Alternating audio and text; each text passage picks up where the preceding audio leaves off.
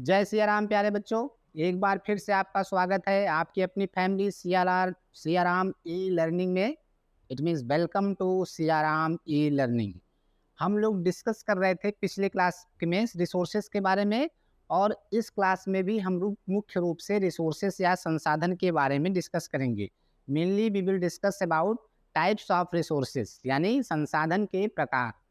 तो संसाधन से संबंधित एक कहावत है, people are always wondering for resources, if you have utilize them. ये मेरा आपको सलाह है, या किसी महान व्यक्ति को आपको सलाह दिया गया है कि पीपुल जो होते हैं वो हमेशा, यानी लोग जो होते हैं वो हमेशा संसाधनों के लिए इधर उधर भटकते रहते हैं या संसाधनों की खोज में लगे रहते हैं।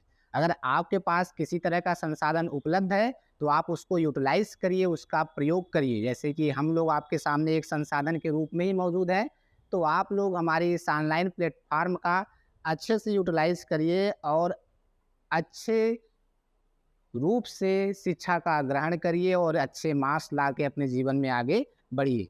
अब संसाधन का उपयोग अलग अलग तरीके से किया जा सकता है, और एक ही संसाधन का प्रयोग आप अच्छे के लिए भी कर सकते हैं और बुरे के लिए भी कर सकते हैं। अब भाई अलग अलग संसाधन हैं आपके पास, उसके उपयोग से आपको फ़ायदा भी हो सकता है, नुकसान भी हो सकता है। इसलिए संसाधन का प्रयोग करते वक्त ये ध्यान में रखना है कि आखिर इस संसाधन का प्रयोग हमको किस रूप में करना है और किस तरीके से करना है। जैसे एक छोटा सा एग्जाम्पल देते हैं।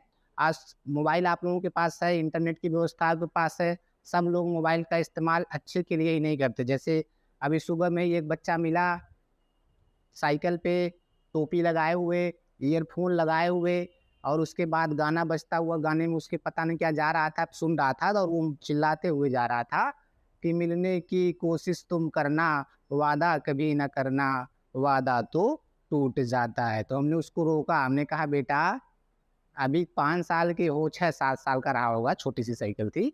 हम क्या, अभी तुम मिलने की कोशिश मत करो, अभी तुम पढ़ने की कोशिश करो और वादा करो। वादा कम उसमें कह रहा है नहीं करना, लेकिन तुम वादा करो कि पढ़ोगे। तो आप लोग भी पढ़ने की कोशिश करिए और वादा करिए कि अच्छे से पढ़ेंगे। इसी वादे के साथ हम लोग आगे बढ़ते हैं और आज की क्लास स्टार्ट करते हैं, संसाधनों का वर्गीकरण या क्लासिफिकेशन ऑफ रिसोर्सेज। तो रिसोर्सेज का जो वर्गीकरण है, ये अलग अलग विद्वानों ने अलग अलग तरीके से किया है। अलग अलग आधारों पर रिसोर्सेज को अलग अलग प्रकारों में बांटा है। तो उन्हीं 2-3 आधारों को या बेसिस को हम लोग पढ़ेंगे कि उनके आधार पर रिसोर्सेज कितने प्रकार के होते हैं। बाकी और भी चर्चाएं रिसोर्स के बारे में, संसाधन के बारे में पिछली 2 क्लासेस में लगातार होती रही हैं। तो उम्मीद करते हैं रिसोर्स क्या होता है इसके बारे में आपको पिछली क्लास से जानकारी मिल गई होगी। अगर नहीं मिली है तो दोबारा से उन क्लासेस को जाके आप देख लीजिए। संसाधनों के वर्गीकरण की बात करें तो एक विद्वान है स्ट्रेंजर और एक विद्वान है डेविस। इन दोनों लोगों ने, या इन दोनों लोगों के अनुसार संसाधन के अनेक प्रकार होते हैं, और उन अनेक प्रकारों को उन्होंने मुख्यतः 2 वर्गों में कैटेगराइज किया है, या फिर कह सकते हैं इन्हें मुख्यतः 2 वर्गों में बांटा गया है, जिसमें मुख्य रूप से आपका है नेचुरल रिसोर्सेज और मानवीय रिसोर्सेज। अब इन नेचुरल रिसोर्सेज और मानवीय रिसोर्सेज को भी अलग अलग कैटेगराइज किया गया है, या इनके भी अलग अलग प्रकार होते हैं। उनके बारे में हम लोग यहाँ पर बात नहीं करेंगे, क्योंकि उनके बारे में भी आगे बात करना ही है।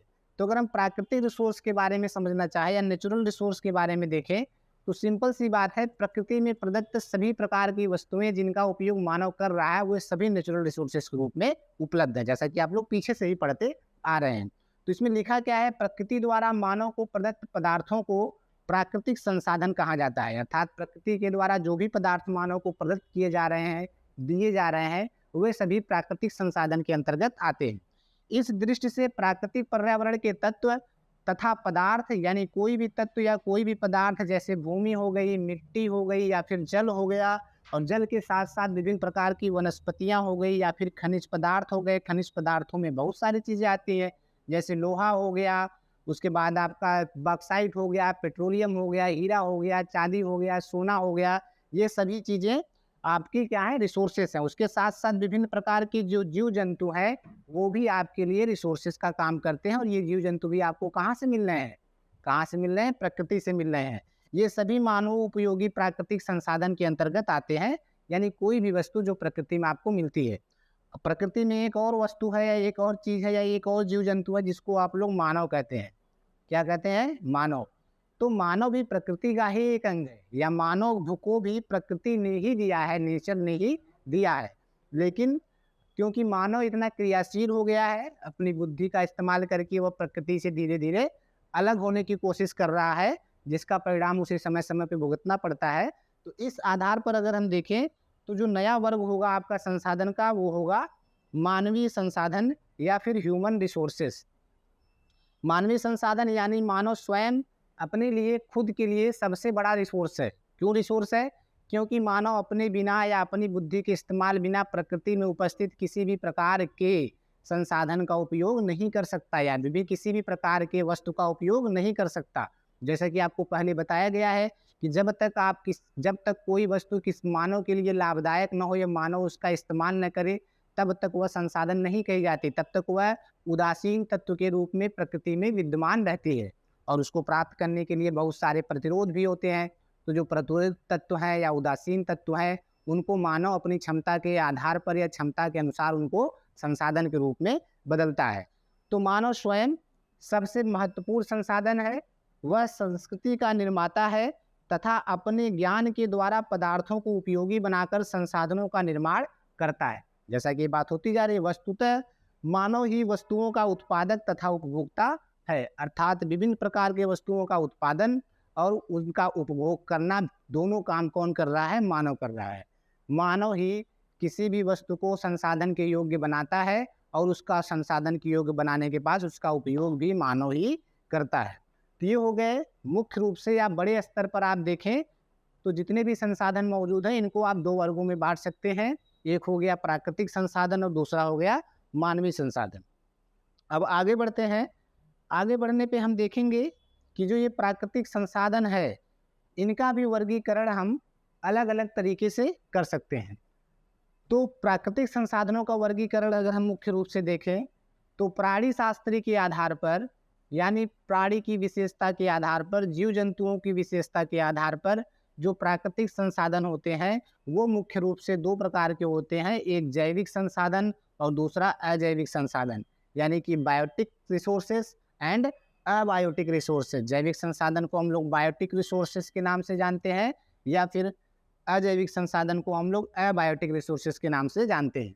जैविक संसाधन इन्वायरमेंट में आप लोग पहले से पढ़ते आ रहे हैं या फिर आगे पढ़ेंगे भी। नेक्स्ट थर्ड सेमेस्टर में आप लोगों ने पढ़ा होगा या आप थर्ड सेमेस्टर में पढ़ेंगे आप लोग कि इन्वायरमेंट क्या है, और उसमें आप देखेंगे कि कौन कौन से जैविक कंपोनेंट्स हैं, कौन कौन से अजैविक कंपोनेंट्स हैं। कंपोनेंट्स मतलब तत्व, और वही तत्व तो ही संसाधन है। तो जो तत्व अजैविक हैं वो अबायोटिक का संसाधन है, और जो तत्व जैविक हैं वो जैविक संसाधन है। इनमें प्रकृति के जीवन युक्त तत्व जिनमें जीवन है, यानी प्रकृति में वे संसाधन जिसमें जीवन है, जैसे वनस्पति है एवं जीव जंतु हैं। कि सभी प्रकार की वनस्पतियाँ या विभिन्न प्रकार की वनस्पतियाँ या विभिन्न प्रकार के जीव जंतु, ये सभी किसी न किसी रूप में आपके लिए संसाधन का कार्य या रिसोर्स का कार्य करते हैं। जैसे गैया है, भैंसिया है, ये भी क्या है? रिसोर्स है या संसाधन है।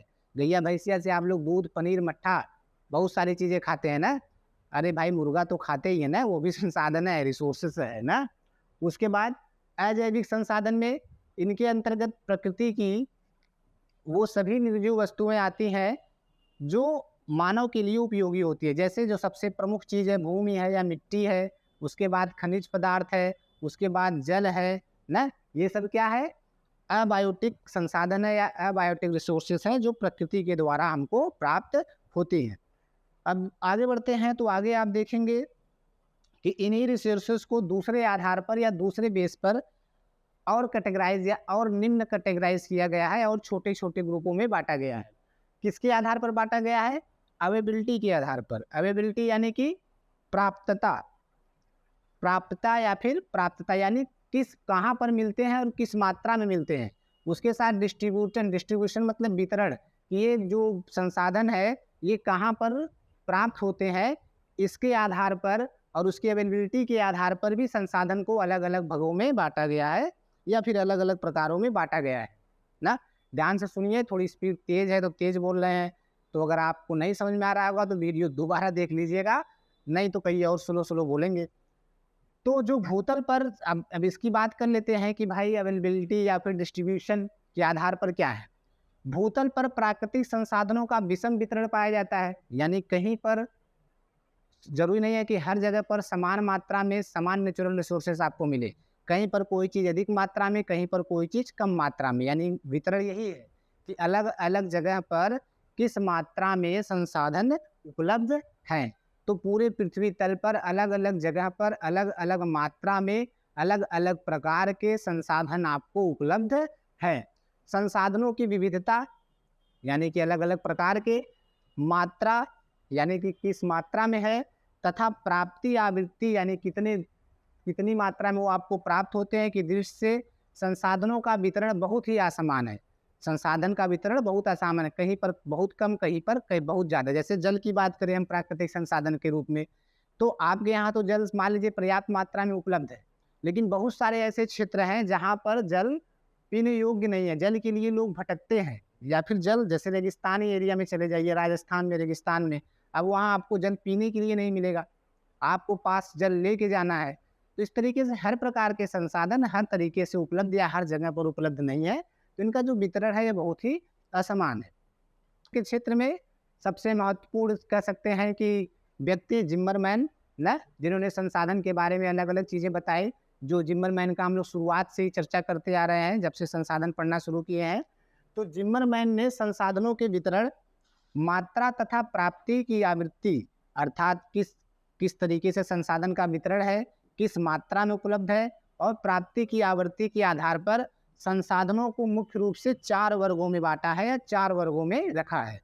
कितने वर्गों में? 4 वर्गों में। याद रखिएगा, क्योंकि ये जिम्मरमैन महोदय ने दिया है, तो ये वर्गीकरण काफ़ी इंपॉर्टेंट आप लोगों के लिए हो जाता है। तो जो सबसे पहला प्रकार है वो है सर्वसुलभ संसाधन या यूबिक्विटीज रिसोर्सेस। सर्वसुलभ संसाधन या फिर यूबिक्विटीज रिसोर्सेस। चलिए आगे बढ़ते हैं। सर्वसुलभ संसाधन, क्योंकि आपको वितरण के आधार पर ही देखना है, तो सर्व मतलब हर जगह, सुलभ मतलब आसानी से मिल जाए। तो ऐसे रिसोर्सेस जो आपको सर्वत्र या हर जगह आसानी से प्राप्त हो जाते हैं, उसी को हम लोग सर्वसुलभ संसाधन के नाम से जानते हैं, जो सर्वत्र प्राप्त है। जैसे वायुमंडल में आपके पास क्या है? वायु। भाई जीवन जीने के लिए यह रिसोर्स तो चाहिए ही, नहीं तो आप सांस ही नहीं ले पाएंगे। पता चला आपके पास ऑक्सीजन ही नहीं है, ऑक्सीजन नहीं मिल पा रहा है, पता चला ऑक्सीजन नहीं तो फिर फेफड़ा काम नहीं करे, मतलब क्या बोलते हैं उसको, हार्ट आपका काम नहीं करेगा। जो दिल आपका दूसरों के पास जाता है, वो दिल ऑक्सीजन से चलता है ना, तो पता चला फेफड़ा वायु ही नहीं दे रहा है, ऑक्सीजन आपके पास पहुंच ही नहीं पा रहा है। तो वायु जो सबसे महत्वपूर्ण रिसोर्स है, वो आपको हर जगह उपलब्ध है। इसको हम लोग किसके अंतर्गत रखते हैं? सर्वसुलभ संसाधन के अंतर्गत, जो आपको हर जगह आसानी से प्राप्त हो जाता है। उसके बाद जैसे नाइट्रोजन है, नाइट्रोजन भी एक प्रकार का गैस है। ऑक्सीजन है, ऑक्सीजन भी एक प्रकार का गैस है। विभिन्न प्रकार के गैसेस के मिश्रण को ही हम लोग वायु कहते हैं। विभिन्न प्रकार के गैसेस के मिश्रण को हम लोग क्या बोलते हैं? वायु बोलते हैं। उसके बाद ये तो हो गया सर्वसुलभ। दूसरा आपका है सामान्य सुलभ या कॉमनिटीज, जो कॉमन रूप में या सामान्य रूप में हर जगह उपस्थित है या आपको प्राप्त हो जाते हैं। जरूरी नहीं है कि हर जगह प्राप्त हो, लेकिन सामान्य रूप से आप कह सकते हैं कि वो हर जगह आपको मिल जाते हैं, जो अधिकांश क्षेत्रों में आपको मिल जाए। जैसा कि आगे लिखा भी है, जो अधिकांश क्षेत्रों में प्राप्त हैं, जैसे कृषि योग्य भूमि यानी खेती करने योग्य भूमि। अब आप अपने एरिया में कहीं चले जाइए, आपको कृषि योग्य भूमि मिल जाएगी। तो ज़्यादातर क्षेत्र में आपको भूमि या मृदा की प्राप्ति हो जाती है, क्योंकि मृदा पे ही तो आप लोग बसे हैं ना। लेकिन कुछ जगहों पर कृषि योग्य भूमि नहीं मिलती है। खेती करने भूमि तो हर जगह है, लेकिन खेती करने योग्य भूमि हर जगह नहीं है, लेकिन सामान्य रूप से हर जगह है। तो ऐसी चीज़ें जो सामान्यतः हर जगह मिल जाए, उसे हम लोग, जैसे कृषि योग्य भूमि हो गया, जल हो गया, पशु हो गया, पक्षी हो गया। ये पशु पक्षी, उसके बाद जल, कृषि योग्य भूमि, ये सब किसके अंतर्गत आते हैं? सामान्य सुलभ संसाधन के अंतर्गत या कॉमोडिटीज़ के अंतर्गत। ठीक। नेक्स्ट आपका जो तीसरा समूह है या तीसरा वर्ग है संसाधन का, वो है विरल संसाधन का, जिसको आप लोग बोलते हैं रेयरिटीज। क्या बोलते हैं? रेयरिटीज, विरल संसाधन, जो कहीं रेयर ही मिलते हैं। इस शब्द का प्रयोग तो आप लोग करते ही रहते हैं, यानी कहीं कहीं नहीं मिलते हैं, हर जगह नहीं मिलते हैं, ऐसे संसाधन जिनकी प्राप्ति कहीं कहीं होती है, कुछ जगहों पर होती है, उसको हम लोग विरल संसाधन या रेयरिटीज के नाम से जानते हैं। अला यहाँ पर लिखा भी है, जो कहीं कहीं मिलते हैं, सीधे सीधे शब्दों में ना, जो कहीं कहीं मिलते, जैसे कोयला है तो कोयला तो आपको वहाँ वही मिलेगा जहाँ पर कोयले की खान होगी। कोयला हर जगह अगर उपस्थित हो जाए तो हमारी काफ़ी समस्याएं कम हो जाए। जो बिजली के बारे में इतनी बात हो रही है, बिजली के कमी के बारे में इतनी बात रही है, सब खत्म हो जाए। लेकिन कोयला आपके पास निश्चित मात्रा में है, सीमित मात्रा में है। जितने भी खनिज संसाधन है वो सब सीमित मात्रा में है। तो खनिज संसाधनों का उपयोग हमको सीमित मात्रा में और बुद्धिमानी से ही करना चाहिए। चाहे वो खनिज तेल हो, जैसे कि पेट्रोलियम की बात हो रही है, पेट्रोल डीजल तभी तो इतना महंगा है। आज पेट्रोल पता 100 रुपये लीटर के ऊपर है ना, और आगे बढ़ते बढ़ते 10 सालों में आप देखेंगे 200-250 रुपये लीटर हो जाएगा। इसमें कोई बड़ी बात नहीं, क्योंकि इसकी मात्रा सीमित है और यह धीरे धीरे खत्म हो रहा है। तो फिर इसकी जो चीज़ बाजार में कम होगी और उसकी मांग ज़्यादा होगी तो उसका मूल्य वृद्धि होगा ही, या उसके मूल्य में वृद्धि होगी ही। वैसे हो गया सोना, हो गया चांदी, हो गया यूरेनियम, हो गया ये सोना चांदी यूरेनियम कोयला खनिज तेल, ये सभी चीज़ें जो खनिज पदार्थ हैं, इनकी यही नहीं जितने भी खनिज पदार्थ हैं वो सभी आपके पास निश्चित मात्रा में कहीं कहीं पर ही उपलब्ध है, जिसको हम लोग रेयरिटीज़ के नाम से या विरल संसाधन के अंतर्गत रखते हैं। लास्ट जो संसाधन है आपका, या लास्ट वर्ग का जो संसाधन है, इसको हम लोग एकल संसाधन या फिर यूनिकिटीज बोलते हैं। यानी ऐसे संसाधन जो रेयर ही तो नहीं, मतलब कुछ जगहों पर नहीं, किसी एक आध जगह पर मिलते हो, बहुत ही मुश्किल से एक आध, पूरे देश में एक आध जगह पर। तो ऐसे संसाधन को हम लोग क्या बोलते हैं? एकल संसाधन। मतलब एक ही जगह मिलेगा भाई, हर जगह इसकी प्राप्ति नहीं है। मान लीजिए एक जगह या दो जगह या थोड़ा बहुत कहीं। तो ऐसे संसाधन जो केवल एक आध स्थान पर मिलते हैं, जैसे कि ग्रीनलैंड में मैक्रोयोलाइट तथा नाइजीरिया में कोलम्बाइट, ये कुछ ऐसे खनिज पदार्थ हैं, ये भी खनिज पदार्थ ही है ना, तो लेकिन ये हर जगह नहीं मिलते। ये मैक्रोयोलाइट ये कहाँ मिलता है? ग्रीनलैंड में। पूरे विश्व की बात कर रहे हैं, पूरे विश्व में केवल ग्रीनलैंड में। नाइजीरिया में कोलम्बाइट नाम का कह सकते हैं खनिज पदार्थ मिलता है। तो ये सब एकल संसाधन है जो कहीं कहीं पर ही प्राप्त है, या कहीं एक आध स्थान पर प्राप्त है, नहीं तो पूरे विश्व में ये कहीं नहीं। उसके बाद ये हो गए 4 प्रकार के जिम्मरमैन के अनुसार, अवेलेबिलिटी के आधार पर या फिर डिस्ट्रीब्यूशन के आधार पर। तो आप लोगों ने 2 पढ़ा, एक स्ट्रिंजर और डेविस के अनुसार संसाधन 2 प्रकार के होते हैं, प्राकृतिक संसाधन और मानवीय संसाधन। उसके बाद जिम्मरमैन के अनुसार, जो कि उन्होंने अवेलेबिलिटी के आधार पर और डिस्ट्रीब्यूशन के आधार पर, यानी प्राप्यता के आधार पर और वितरण के आधार पर संसाधन के 4 रूप बताए या 4 प्रकार बताए।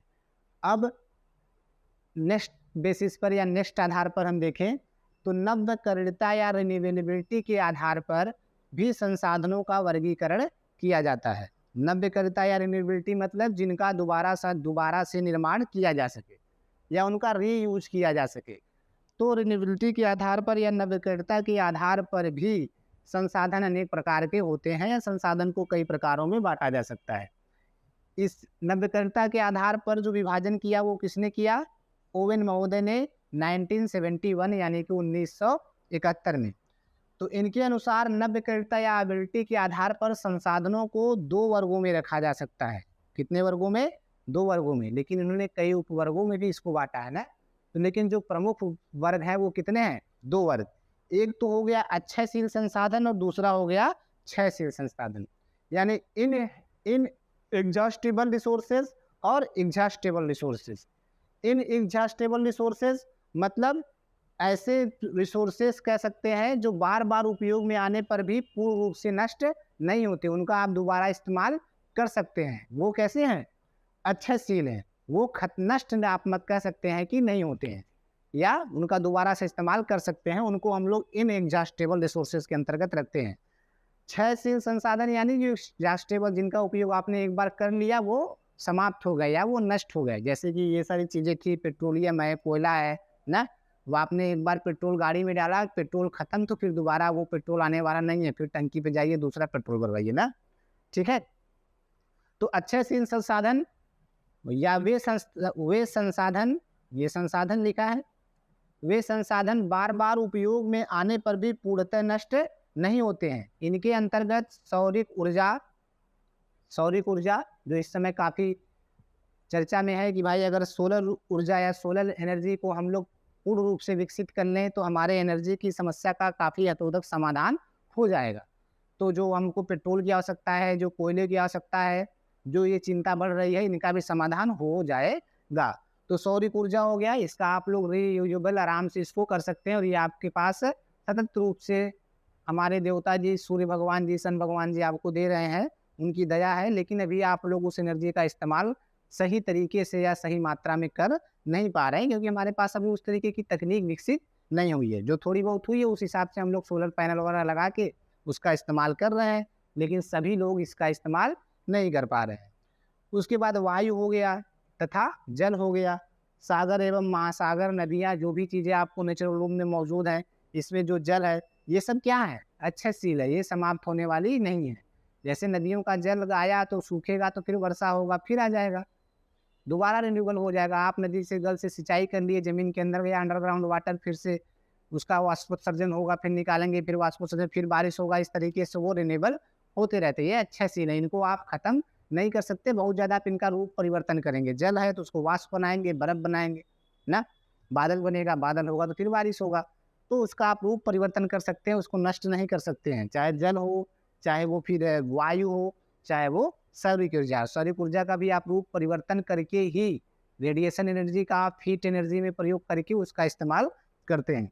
उसके बाद 6 सिंह संसाधन, एग्जॉस्टेबल रिसोर्सेज, जीवाश्म ईंधन, वनस्पति, उर्वर मिट्टियाँ, वन्य जीवन इत्यादि संसाधन इस वर्ग में आते हैं। इन संसाधनों को 6 उपवर्गों में बांटा गया है।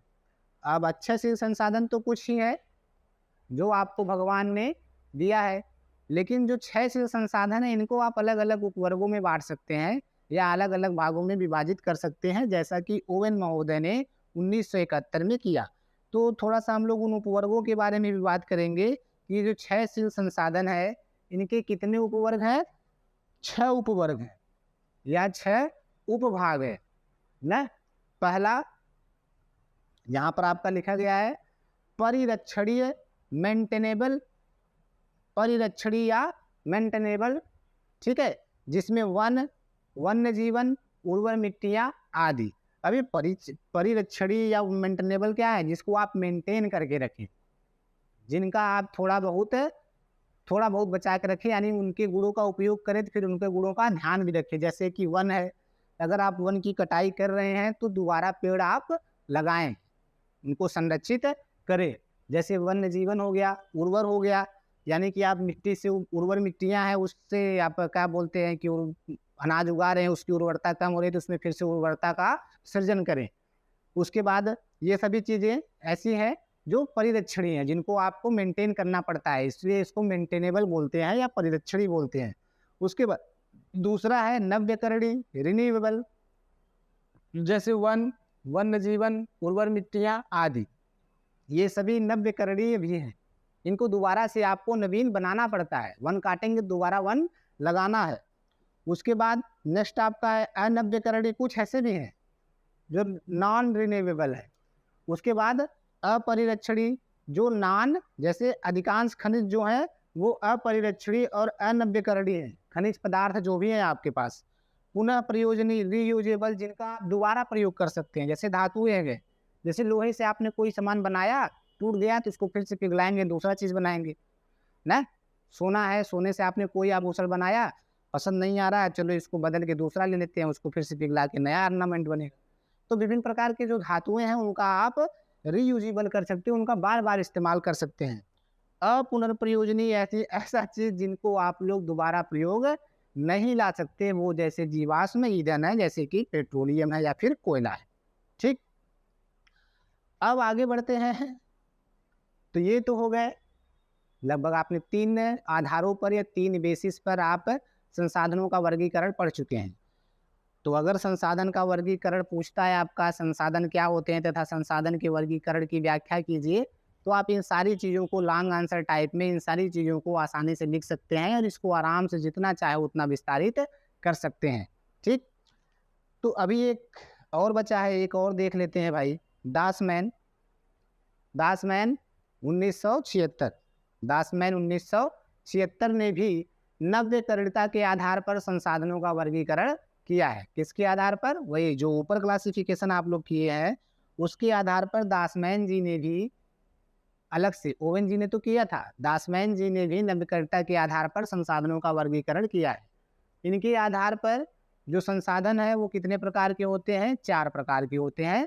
कितने प्रकार के होते हैं? 4। उनके प्रकार के, उनके आधार पर 2 आधार है, क्षयशील और क्षयशील, उसके बाद उसके सब डिवीजन।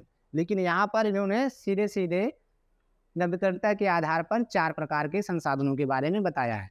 पहला, हालांकि बात क्योंकि नव्यकरणीयता के आधार पर ही बताया गया है तो इनका विभाजन और उनका विभाजन लगभग मिलता जुलता होगा ना।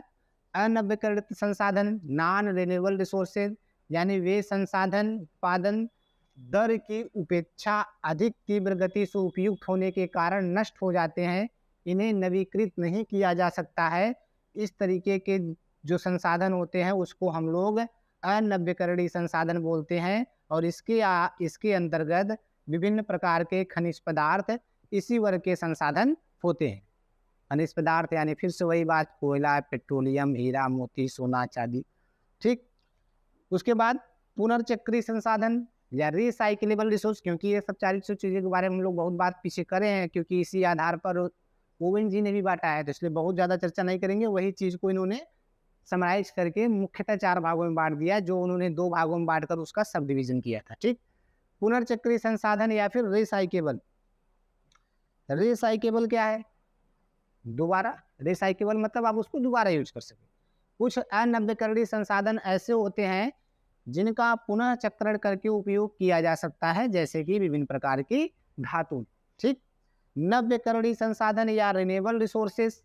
अब कुछ ऐसे भी रिसोर्सेस हैं जो उनका कह सकते हैं जिनको हम लोग रिन्यूएबल कर सकते हैं, जैसे कि सभी जीवित पदार्थ जिसमें प्रजनन की क्षमता है वो नव्यकरणीय संसाधन कहलाते हैं। जैसे मानव है, हम मरेंगे तो हमारे बेटा आएंगे न, पप्पा मेरे हैं, पप्पा से हम, हमारे से हमारे बेटा, और उसके बेटा से उसका बेटा। मतलब आप लोग मानवीय संसाधन बढ़ा रहे हैं, और आप देख ही रहे हैं भाई किस तरीके से जनसंख्या, मानवीय संसाधन का नवीनीकरण हो रहा है, संसाधन बढ़ रहा है। हालांकि मेरा तो ठीक है, मेरे पापा हैं, मेरे पापा के हम अकेले हैं, मेरा भी शायद अकेले हो। ठीक है, तो आप लोग भी इस चीज़ का विशेष ध्यान रखेंगे।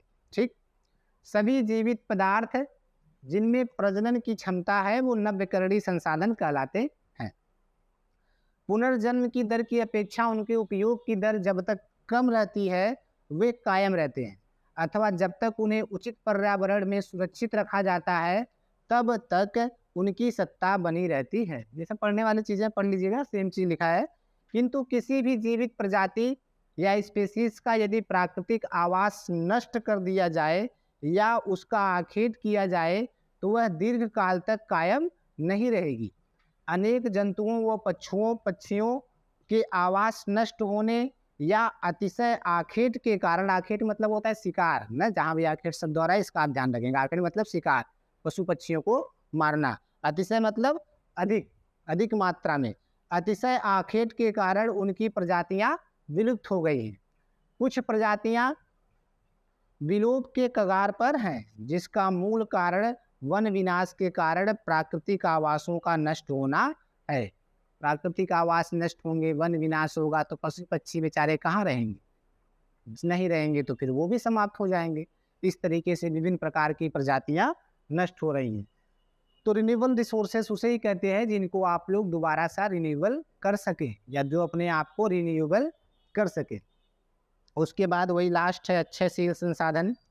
अक्षयशील संसाधन यानी इन एग्जॉस्टेबल रिसोर्सेस। इसमें धूप हो गया, जल हो गया, पवन हो गया, ये सभी ऐसी, जो कि ओवेन महोदय ने भी इसको कैटेगराइज किया था। तो ऐसी चीज़ें जिनका आप लोग एग्जॉस्ट नहीं कर सकते, जिनको नष्ट नहीं कर सकते, ऐसे संसाधन जो प्रकृति में मौजूद हैं उसी को हम लोग इन एग्जॉस्टेबल रिसोर्सेस के नाम से जानते हैं। तो ये हो गया आपका संसाधनों का वर्गीकरण। 4 आधारों पर आप लोगों ने संसाधनों का वर्गीकरण पढ़ा है। और इन चारों आधारों को आप लोग ध्यान से पढ़ लेंगे तो संसाधन की संपूर्ण संकल्पना आपको समझ में आ जाएगी कि आखिरकार ये रिसोर्सेज क्या है। 3 क्लास से हम लोग रिसोर्सेज की बात कर रहे हैं या संसाधन की बात कर रहे हैं। उम्मीद करते हैं कि पूरा संसाधन आपको समझ में आ गया होगा कि रिसोर्सेज क्या है और रिसोर्सेज कितने प्रकार के हैं। अगर तब भी किसी प्रकार की समस्या रह जाती है तो आप हमसे कांटेक्ट कर सकते हैं। हमारा नंबर शायद आप लोगों के पास होगा ही, ग्रुप तो बना ही हुआ है। नहीं बनाया हुआ तो आप वीडियो के नीचे कमेंट करके भी हमसे सवाल पूछ सकते हैं और किसी भी प्रकार के डाउट का समाधान ले सकते हैं। आज की वीडियो में फ़िलहाल इतना ही। अपना ख्याल रखिए, मस्त रहिए और पढ़ते रहिए। संसाधन का उपयोग भरपूर तरीके से करते रहिए, लेकिन अपने लिए उपयोगी, नान उपयोगी नहीं। ऐसा ना हो कि उससे आपका जीवन बर्बाद हो जाए, क्योंकि संसाधन का उपयोग अगर आप सही तरीके से करेंगे तो आपका जीवन बन भी सकता है, नहीं तो आपका जीवन बिगड़ भी सकता है। इन्हीं शुभकामनाओं के साथ कि आपका जीवन मस्त रहे, आज का वीडियो समाप्त करते हैं। मिलते हैं जल्द ही, बहुत जल्द ही नेक्स्ट वीडियो में। जय हिंद।